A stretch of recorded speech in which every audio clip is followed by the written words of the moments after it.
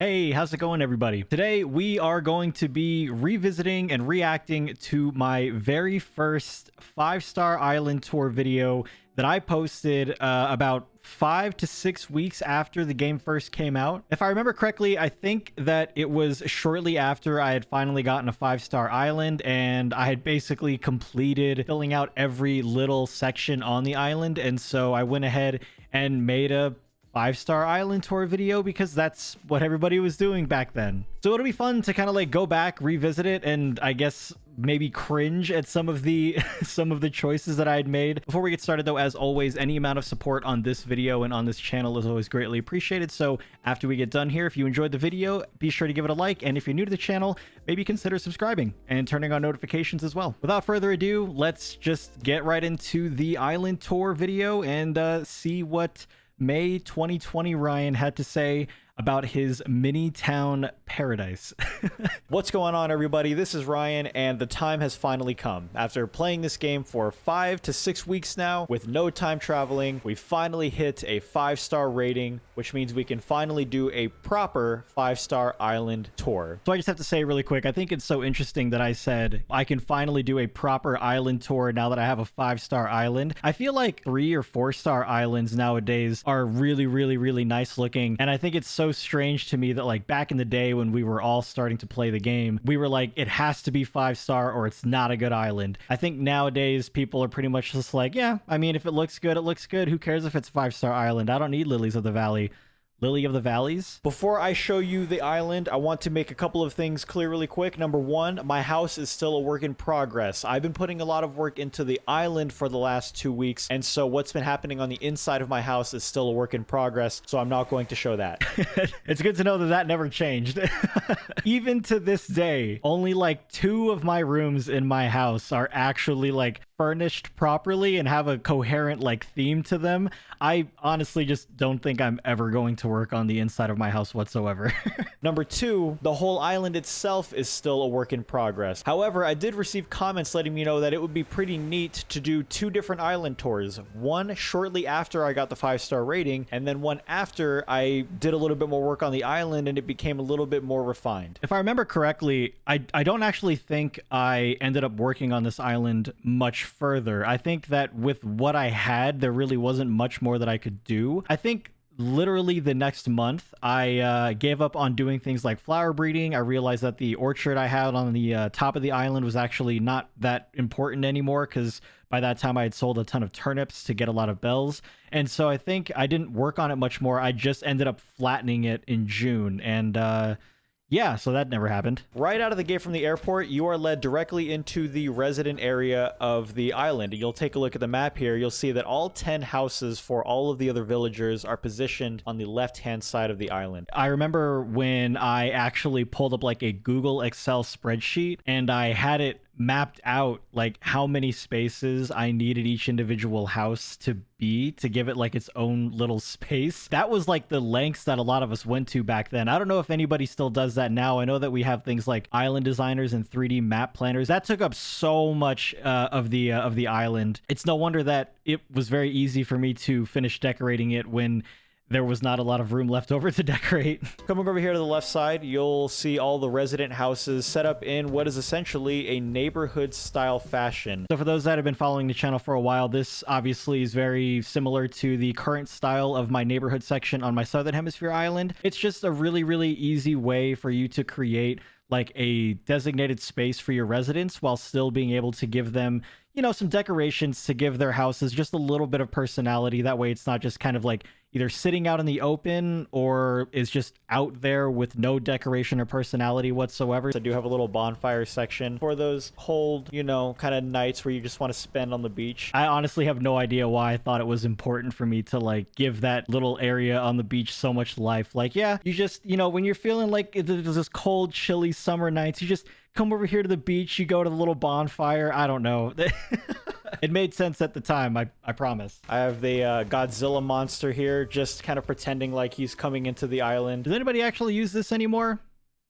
let me know. This pathway here leads up to the nature trail of the island, which is also where you'll find the campsite. Off the trail, though, that leads to the campsite, we have just a little rocky area where you can come spend the night and look at the shooting stars. This little rocky section here, if I remember correctly, has not actually changed since I made this video.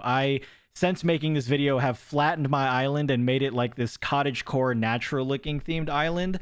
This, I think, never left. It's so far off the beaten path that I kind of like never thought about touching it. And now it's gotten to the point where I don't think I'll ever touch it. I think it's just gonna stay there forever. So making our way over to the campsite area, you'll notice a lot of waterfalls. I wanted to just add a lot more elemental features to make it feel more naturey. So you'll notice that it has more trees in other parts of the island. Here's the campsite right here.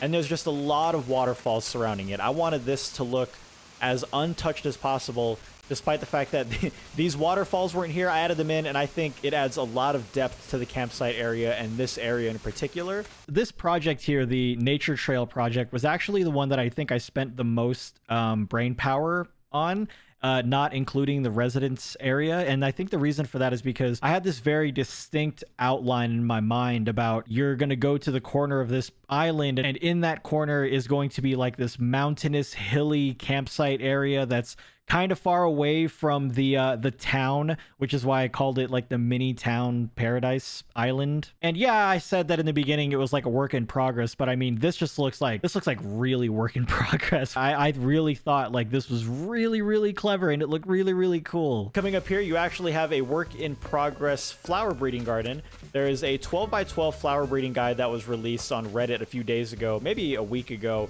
And I've gone ahead and implemented that. In previous videos, I had a gigantic 5x5 flower breeding section here, but apparently 5x5 flower breeding sections are no good. So once this was released, I set it up, and we'll see how long this lasts until the next optimal flower breeding guide has been released, which is probably going to be in the next couple of days. And that never happened. That 12x12 flower breeding layout that I had on this island took up so much space, but I was so determined to get, I think it was a blue rose, I think is the hardest rose to get in the game. I can't remember, but I think so. Leading up until I decided to implement that 12x12, I was doing what I think we were all doing. We had like 5x5 little flower breeding areas where we would just put like, okay, we're going to put a white tulip and a white tulip with one space in between them and pray, fingers crossed, that it turns into like a yellow tulip or something. I don't know. Almost every video that I made back in, the summer and fall of 2020 was primarily about just like, all right, do we get a blue rose today? Nope. All right, we'll try again tomorrow. Making our way past the flower breeding garden, we come up here to a simple orchard. I'm not quite sure what I want to do with this middle section here. I know I could probably add more trees,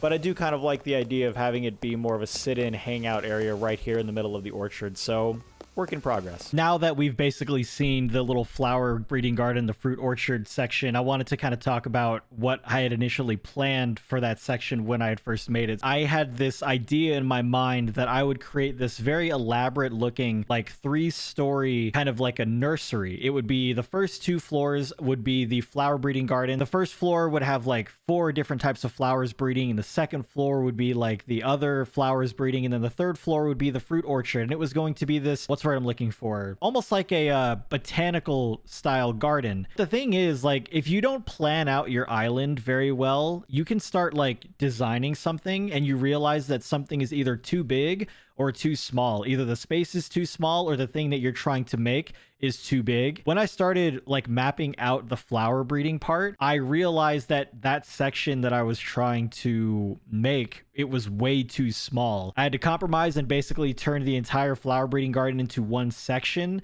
And then I put the fruit orchard up top. Going down here to the secret beach, you can only get down by using a ladder. If you don't have a ladder on your person, you're not going to be able to make it to the secret beach.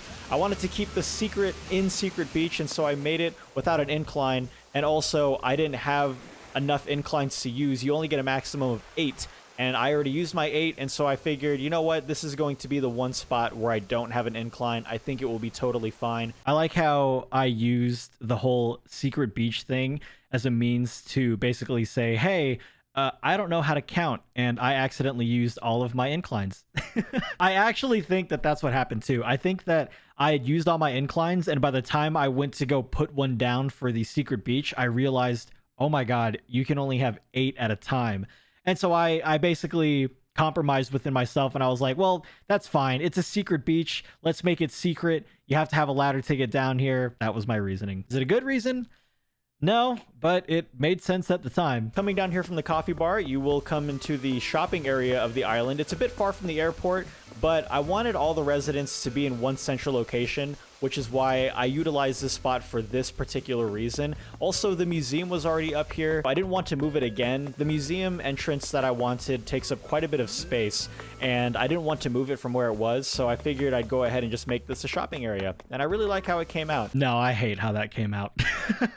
When I first started the island, I knew I wanted the museum to be not very easily accessible, because the museum was really only meant for the person whose island it was, because if you're visiting someone else's island, it looks exactly the same as your own. There was really no reason for me to have a museum be a focal point, so I put it off in the corner. And then what I realized, which is something that a lot of people realized too, was that you can't center an incline to the middle of the museum. If you try and get one incline that leads up to the museum, you'll find that it actually goes a little bit to the left or a little bit to the right. So what a lot of people did as a compromise was they did these double incline entrances to their museum, which is what I did. But this took up, this took up like so much room. I mean, you can see that on one side I had the fossils, and on the other side I had more fossils, and I did have this plan to make it this, like, if you've been to a museum where they have all the different like architecture and stuff out in the front and ponds and stuff like that, if you haven't, they're awesome. And that's what I wanted to do here. But again, it goes back to like the flower breeding thing. Once you start implementing things, you realize that it like takes up a lot of room, and that's what that was. As for the shops, if anything, this was more or less like an afterthought of the designing. You can tell as I started to slowly run out of room, I started to make like these weird different compromises, like turning this into a little like a shopping strip or something like that. I don't know. There's a lot of room here that's being unutilized, and I just don't like it now that I'm looking at it after the fact. This is going to be the setup of a park. We are just simply going to put out a ton of benches. I'm going to try putting out a lot of different playground furniture and stuff like that. This is honestly the only side of the island that doesn't really have a lot worked on it right now. You can already kind of tell we're already filling in the park area of it. So we just need to expand this out further up north, and that will start to just make it look more like a park. One thing that I remember doing for this island, or wanting to do, was with me having a double south outlet island, and for those that don't know what that means, it means both of your river outlets that lead into the ocean are in the bottom of your island. What I wanted to do was like make this really like 90-degree river that like they would connect in the middle of the island. And what I realized was that I had so many different ideas going on with what I wanted the island to look like that ended up not working. And so this right side of the island, basically like the whole right side of the island, was a gigantic work in progress. And this was like where ideas went to die because there's like little bits and pieces of things that I thought would work, and then they ended up not working, but I was too lazy to change it, so they just stayed. As I'm traveling down the beach, I've realized how much real estate essentially I could be using that I'm not using, so I definitely plan on adding way more stuff to the beach. Go ahead and put that on the list of things that never happened and probably will never happen as well. This part here is a bit awkward. I've always wanted to use this satellite for something, as well as that wind turbine that you kind of see in the bottom right hand corner. I didn't really know where to put them, so I went ahead and just put them right here. That is such a bad idea. Like, it looks so weird. Why did I think that that was a good idea? It's just like a satellite behind a gigantic wind turbine, like off to the side, for literally, like, for no reason whatsoever.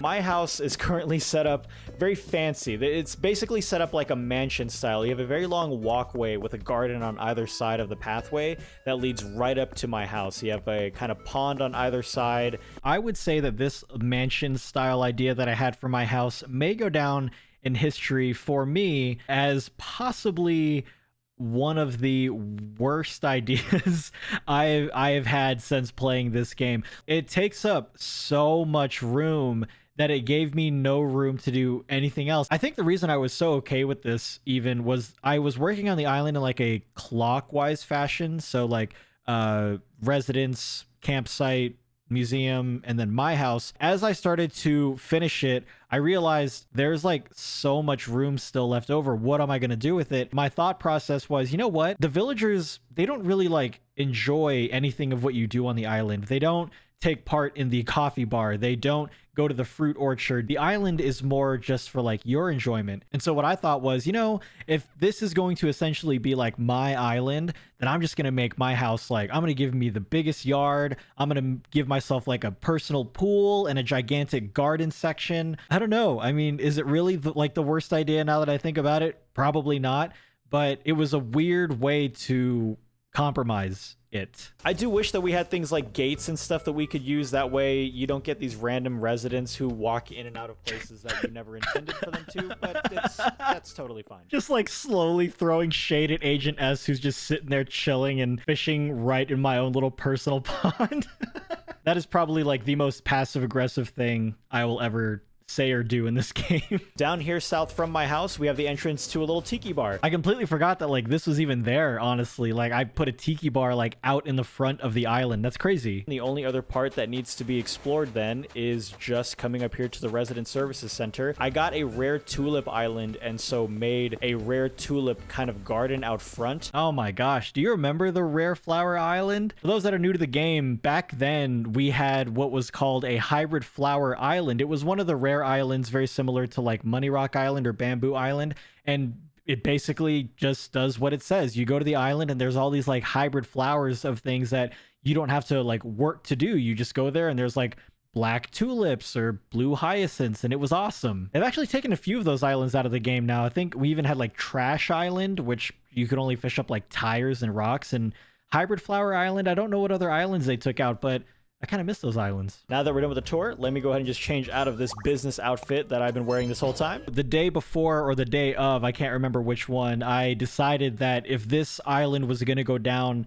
in history on my YouTube channel, it was going to be like the official Ryan island tour. And so I made sure to dress up like very professional, like very business. I don't know why I thought that that was a good idea, but it's part of the video now. And that's it. That's the island tour. You know, I think it's so funny when you think about like the designing meta of the game, I would say, where like back when this video first came out, like this is how a lot of islands looked, right? We only used like the basic pathing that was given in the Island Designer app, and we would just have like small little sections of things that we saw on Reddit that looked really cool, but we didn't really know where to put them. Thank you all so much for watching. I hope that this was fun to revisit this island with me. It was certainly fun and entertaining for me to go back and kind of see some of the little sections that I had completely forgotten about, as well as to listen to a lot of the reasons why I had a particular section, and of course kind of compare that to my taste now and how much has changed since then. As I said before, if you enjoyed this video, be sure to give it a like, and if you are new to the channel and want to see more from me, by all means, be sure to subscribe and hit that little bell icon so you always know when a video gets posted. Again, thank you all so much for watching. This has been super fun. Take care of yourselves. Have a wonderful day, and I'll see you next time.